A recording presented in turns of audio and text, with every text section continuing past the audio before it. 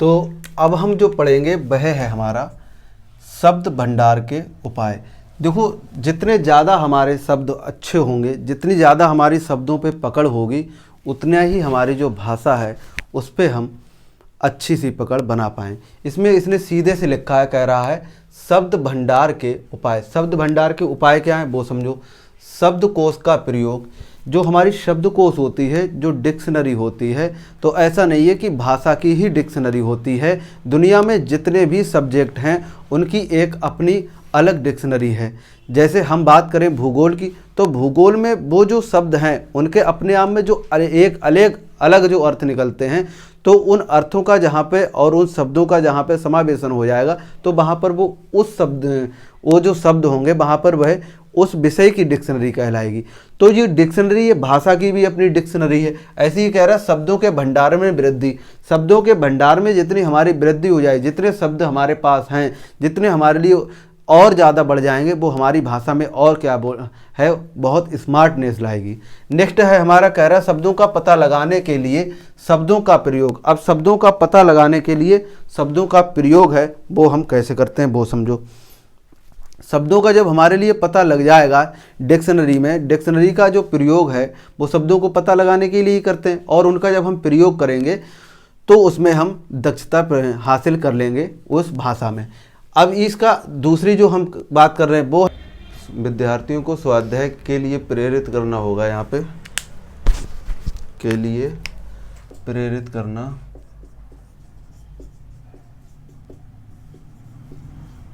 तो ये वही बात कह रहा है कि देखो, अपने आप से जब हम कोई काम करते हैं तो उसमें हमारी जो दिलचस्पी होती है, जो रुचि होती है, वो ज़्यादा होती है। अब कोई व्यक्ति है, उसके लिए हम कह रहे हैं बेटा पढ़ो, स्वाध्याय करो, वो कह रहा है ना मैं तो खेलूँगा, तो उसके लिए ज़्यादा बेटर होगा कि खेलने में उसकी रुचि उत्पन्न हो जाए तो ज़्यादा अच्छा होगा।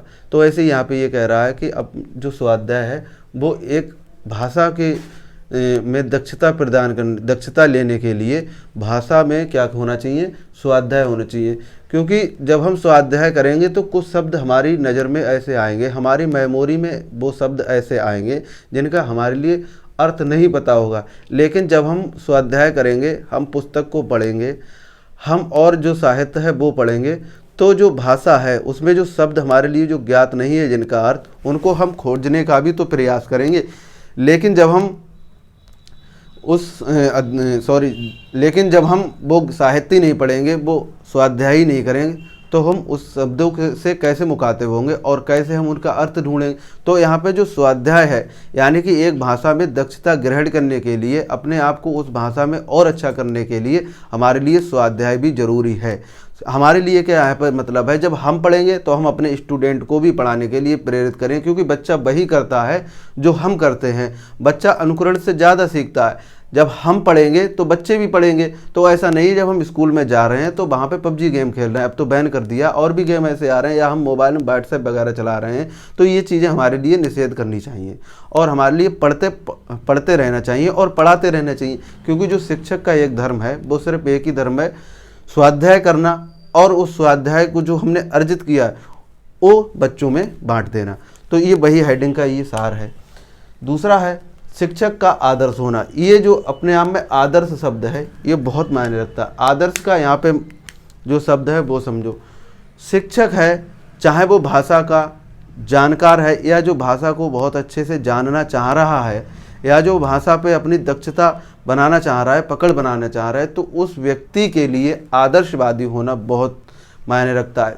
अगर हम दुर्व्यसन में उस समय को लगाएंगे, अपने जीवन को लगाएंगे, तो हम अपना जो क्या बोलते हैं बनना चाह रहे हैं वो नहीं बन पाएंगे। क्योंकि हमारे लिए भाषा पे जब पकड़ बनानी है तो हमारे लिए जो फिजूल का समय जा रहा है उसे वहाँ से हटाकर अपनी कहाँ लगानी है, अपने गोल पे उस समय को लगाना है। तो ये कह रहा है कि शिक्षक का आदर्श होना बहुत जरूरी है। बिल्कुल, उसके लिए क्या, शिक्षक वाले कपड़े भी पहनने चाहिए। भाषा जब वो ज्ञात कर रहा है तो भाषा वाले कपड़े ही पहनने चाहिए। पता लगे पटी हुई पैंट ऊंची नीची टांगों की पहने घूम रहा है, उल्टी सीधी शर्ट पहने घूम रहा है, तो वो भाषा का वहाँ पे क्या उसका झलकेगा। भाषा अपने आप में एक विशिष्ट है और उस भाषा को जब हम सीख रहे हैं, समझ रहे हैं, उसमें दक्षता जब हम ग्रहण करना चाहते हैं तो उसके लिए हमें पात्र भी तो बनना पड़ेगा, वैसा हमारे लिए बनना भी तो पड़ेगा। ऐसा थोड़े ही मुंह उठा के चल दिए भाषा को सीखने के लिए, उसमें दक्षता लेने के लिए। तो वही चीज़ है, ये कह रहा है शिक्षक का आदर्श होना बहुत ज़रूरी है। अब जहाँ पे शिक्षक है वहीं पे स्टूडेंट है, तब जब शिक्षक जैसा होगा वैसे हमारे स्टूडेंट बनेंगे। हमारे लिए धूम्रपान से दूर होना चाहिए, गंदी संदी आदतें वो हमें त्यागनी चाहिए, गालियाँ नहीं देनी चाहिए एक दूसरे को, और जो हमारे वस्त्र हैं वो भी वैसे ही होने चाहिए। तीसरी चीज़, हमारे लिए हम वैसे समाज में भी बैठें जैसा हमारा समाज है, ऐसा नहीं दुष्ट कमीनों के समाज में बैठ रहे हैं तो हमारे जो चरित्र पर इफेक्ट पड़ेगा। इसका सीधा सा एग्जाम्पल है, अगर हम दारू पी रहे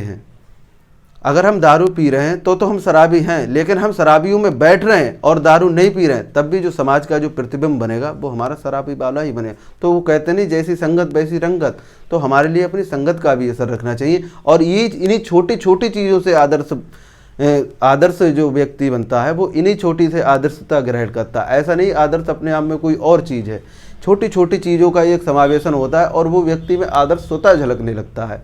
तो ये वही बात होगी कि शिक्षक का आदर्श होना। नेक्स्ट जो हमारा पॉइंट है वो कह रहा है शब्द संग्रह की प्रवृत्ति का विकास। एक तो शब्द संग्रह यानी कि जो हमारे मस्तिष्क में, हमारे जो मन में, हमारे जो हृदय में शब्द संग्रह की बहुत बड़ी इच्छा होनी चाहिए। और नेक्स्ट है कह रहा है प्रवृत्ति, यानी कि इसको जानने की हमारी एक आदत सी बन जाए। शब्द को हमने शब्द देखा और जुट गए, इसका क्या अर्थ है, इसका विश्लेषण करें, ये शब्द कहाँ से लिया गया, ये किस भाषा का है, इसका क्या अर्थ है, इसका अर्थ कहाँ पे कैसे प्रयोग किया जाता है, ये स्त्रीलिंग में आता है या पुल्लिंग में आता है, ये कौन से काल का है, इसका मूल क्या है, इसकी ओरिजिन उत्पत्ति क्या है। तो कह रहा है प्रवृत्ति और विकास, फिर उन शब्दों का हमारा स्वतः ही विकास हो जाएगा। जब हम किसी शब्द का इतना पोस्टमार्टम करेंगे तो कह रहा है शब्द संग्रह की प्रवृत्ति का विकास।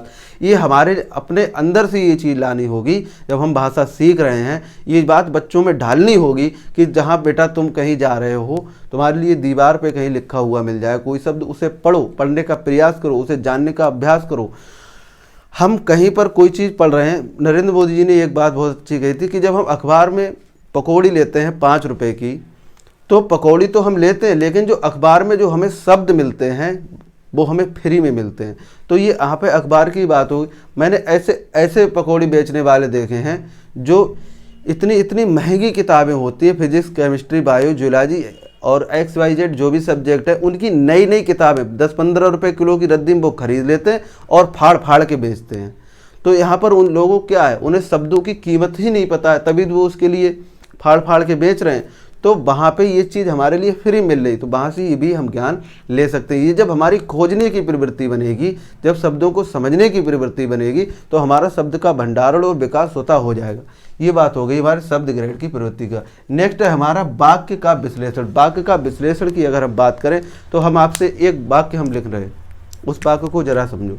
जैसे हमने लिखा है यहाँ पर हिंदी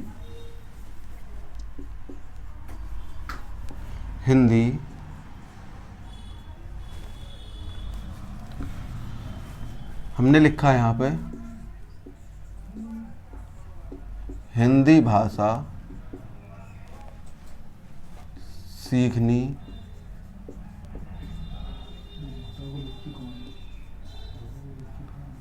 चाहिए। तो यहाँ पर जो हिंदी भाषा सीखनी चाहिए वो समझो क्या है। जैसे जो हिंदी है, तो जो सिंधु नदी के उस पार के जो व्यक्ति थे वो क्या करते थे, वो शाह के लिए हा पढ़ते थे। तो सिंधु नदी के हम इस पार वाले हैं, तो वो हमारे लिए उन्होंने सिंधु ना कह के हिंदी कह दिया। ऐसी जो भाषा है, तो भाषा में जो भाष धातु से ये बना है भाषा शब्द। और सीखना, अब जो सीखना है ये स्त्रीलिंग यहाँ पे आ गया है, सीखनी और चाहिए। तो यहाँ पर ये चीज़ों का जब हम विश्लेषण करेंगे इस वाक्य का, इस सेंटेंस का, तो क्या होगा, वो यही कह रहा है वाक्य का विश्लेषण। तो हमारी जो भाषा है उस पर हमारी अच्छी सी पकड़ बनेगी, वो ये कहना चाह रहा है।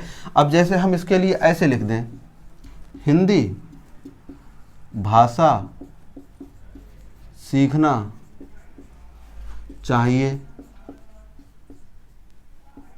अब ये जो अब ऐसे लिखेंगे तो ये सेंटेंस गलत हो जाए। क्यों?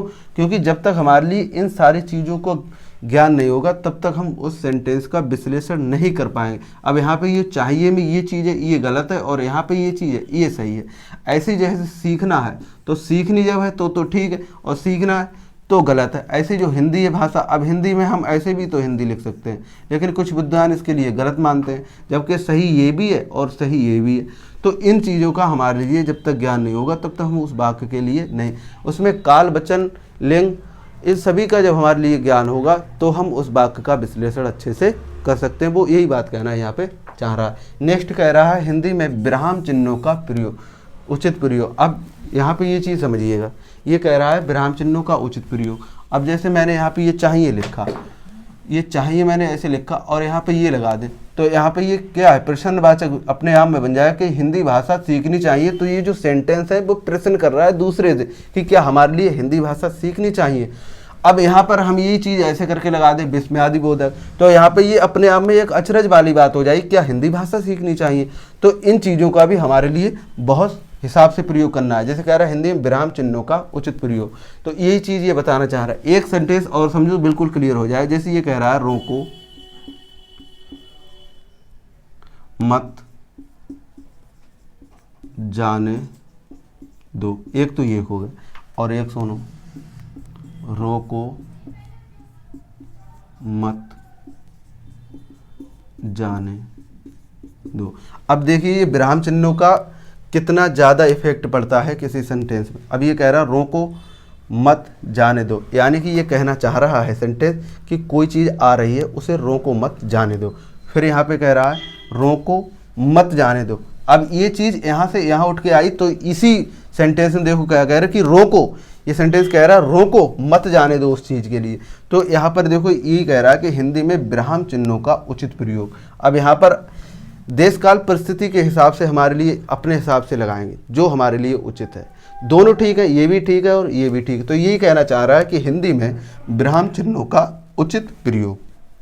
ये हमारी बातें हो गई शब्द भंडारण के उपाय में। विद्यार्थियों को स्वाध्याय के लिए प्रेरित करना, शिक्षक का आदर्श होना, और शब्द ग्रहण की प्रवृत्ति का विकास होना, और वाक्य विश्लेषण होना, और हिंदी में विराम चिन्हों का उचित प्रयोग। हम बात कर रहे हैं नेक्स्ट की, वो हमारा ही है मस्तिष्क में बिंबों का निर्माण। अब ये जो बिंबो शब्द है वो समझते हैं। बिंब शब्द का अर्थ यहाँ पे ये है, जैसे परछाई जो होती है तो वो भी क्या है, वो प्रतिबिंब ही तो है। ऐसे ये कह रहा है बिंबों का, मस्तिष्क में बिंबों का। मस्तिष्क में यहाँ पर बिंबों का जो निर्माण है वो समझो। जैसे हमने कोई एक शब्द है वो हमने किसी व्यक्ति से सुना, तो जो हमारा जो शब्द सुना तो वो हमारे मस्तिष्क में गया कानों के द्वारा, या हमने देखा या पढ़ा, तो वहाँ पर जो उसकी जो मेमोरी बनती है उसके लिए यहाँ पर इस चीज़ से दर्शाया गया है। बिंब का उदाहरण देख, बिंब का यहाँ पे अर्थ मेमोरी से है कि वो कितने टाइम तक हमारे मस्तिष्क में छप रहा है, वहाँ पर स्थित हो रहा है, वो बात ही कहना कह रहा है दृश्य बिंब। अब जो बिंब बनता है जो शब्दों का, जिस भाषा का हम अध्ययन कर रहे हैं, सीख रहे हैं, तो वो कह रहा है कि दृश्य बिंब, यानी कि हमने देख के जिस शब्द का हमने अपने मेमोरी में मस्तिष्क में उतारा है वो बन गया हमारा दृश्य बिंब। फिर है श्रुत बिंब, हम शब्दों को सुन के भी अपने मस्तिष्क में ग्रहण करते हैं और बिंब बनता है। जैसे हम आम अगर बोलें तो आपके मस्तिष्क में जो बिंब बन रहा है वो आम के साथ साथ अगर हम पढ़े हुए हैं, लिखे हैं, तो हमारे लिए ऐसे आम एक ये तो आएगा, ये इसका नाम जो आ रहा है वो ऐसे आएगा, और एक आम हमारे मस्तिष्क में ऐसे आएगा। तो ये दो चीज़ें हो गई। तो हमारे लिए इससे ज़्यादा मतलब ये चीज़ें क्या है, छोटे बालकों के लिए हैं।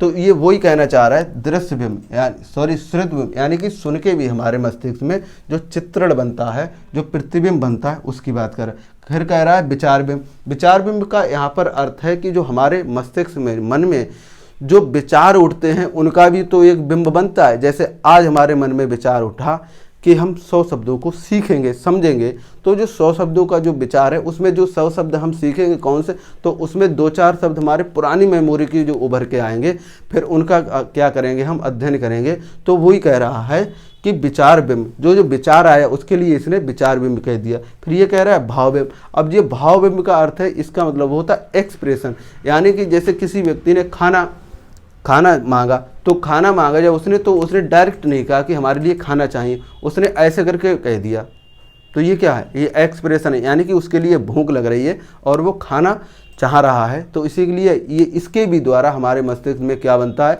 एक बिंब बनता है। वो ये कह रहा है कि भाव बिंब, या तो ये भाव हमारे हो सकते हैं या दूसरे के हो सकते हैं, लेकिन ये भाव तो हैं। जब भाव है यानी कि एक्सप्रेशन है, तो उनसे हमारे मस्तिष्क में भी शब्दों का क्या हो रहा है, निर्माण हो रहा है। वो ये बात कहना चाह रहा है। तो ये चीज़ आज हमने सीखी। हमने सीखा है शब्द भंडारण के उपाय। उसमें हमने सीखा है विद्यार्थियों को स्वाध्याय के लिए प्रेरित करना, शिक्षक का आदर्श होना, शब्द ग्रहण की प्रवृत्ति का विकास, वाक्य विश्लेषण और हिंदी विराम चिन्हों का उचित प्रयोग। फिर कह रहा है मस्तिष्क में बिंबों का निर्माण। बिंबों का हमने अर्थ समझा और एक एक को हमने एक्सप्लेनेशन समझा। वो क्या है, कह रहा है दृश्य बिंब होता है, श्रुति बिंब होता है, विचार बिंब होता है और भाव बिंब होता है। तो ये चीज़ हमने आज अच्छे से समझी। इससे आगे का नेक्स्ट लेक्चर में डिस्कस करेंगे। तब तक के लिए टाटा और बाय बाय। चैनल के लिए सब्सक्राइब कर बेल आइकन को प्रेस कर वीडियो को लाइक और शेयर करने के लिए आप सभी का प्रेम पूर्वक हृदय की गहराई से बहुत बहुत धन्यवाद। जय हिंद, जय भारत।